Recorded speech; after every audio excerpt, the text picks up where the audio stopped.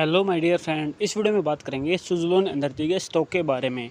अगर मैं बात करूं कि हमें कोई भी न्यूज़ की ज़्यादा बड़ी न्यूज़ की ज़रूरत नहीं है, सिर्फ अगर हम एक स्टॉक का फंडामेंटल और टेक्निकल अच्छे से कर लेते हैं तो उस स्टॉक में हम अच्छा रिटर्न निकाल सकते हैं। सुज़लोन कंपनी ने अपना सारा डेप उतार दिया, जिसके बाद से सुज़लोन का मल्टी बैगर रिटर्न इन्वेस्टर को मिला। अब बात करते हैं कि अब प्राइस में क्या हो सकता है।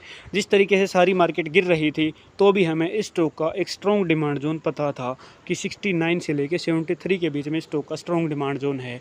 वहाँ पे प्राइस हर हाल में आ सकता है। तो हमारा जो टारगेट था वो 73 के आसपास था बाई करने का, और उसके बाद से हम अगर सेल करते हैं तो हम यहाँ पर जो पिछला हाई हमें मिल रहा है, जो हाई इस स्टॉक ने 2009 में लगाया था, जो रजिस्टेंस हमें 2009 के प्राइस के अकॉर्डिंग मिल रहा था, वो 80 से 80 टू 83 के बीच में मिल रहा था। तो शॉर्ट टर्म के लिए हम ये टारगेट लेके चल सकते थे।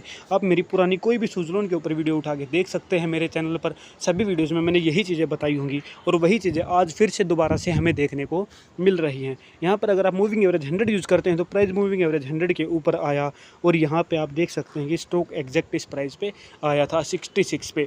फिर से बायर ज़्यादा एक्टिव हुए और इसको ऊपर लेके चले गए। लेकिन यहाँ पर अगर आप देखते हैं तो इस जगह को आप देखेंगे तो इस प्राइस को रिस्पेक्ट किया, यहाँ पर प्राइस आना था। अब दोबारा से प्राइस अपना अच्छा रिटर्न निकाल के दे देगा। हो सकता है कल को मार्केट में दोबारा से गिरावट आ जाए। वर्ल्ड वाइड पे अगर कुछ भी बड़ा मूवमेंट होता है तो प्राइस में गिरावट आ सकती है।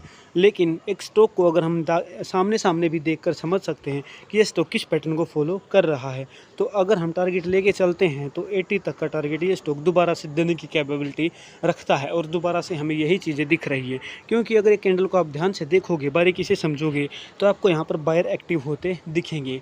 इससे पहले वाली कैंडल में सेलर एक्टिव होते दिखे, उसके बाद इम्बैलेंस कैंडल जिसमें सेलर पावरफुल थे, दोबारा से एक रेड कैंडल हमें देखने को मिली। ठीक है, तो आगे हमारी प्राइस मूविंग एवरेज 100 वाली लाइन थी, तो हम यहाँ तक वेट कर सकते थे कि प्राइस इस पॉइंट पे आएगा। और उसके बाद आपने देखा कि बहुत ही स्ट्रॉन्ग ग्रीन कैंडल, ठीक है, अगले वाले दिन बहुत स्ट्रॉन्ग ग्रीन कैंडल नहीं बनेगी। उसके पीछे का रीज़न है क्योंकि यहाँ पर सेलर भी आपको एक्टिव दिख रहे हैं, बायर एक्टिव हैं बहुत ज़्यादा। प्राइस ऊपर जाएगा लेकिन बहुत ज़्यादा बड़ा मूवमेंट अपर सर्किट यहाँ पर देखने को नहीं मिलने के चांसेस हैं।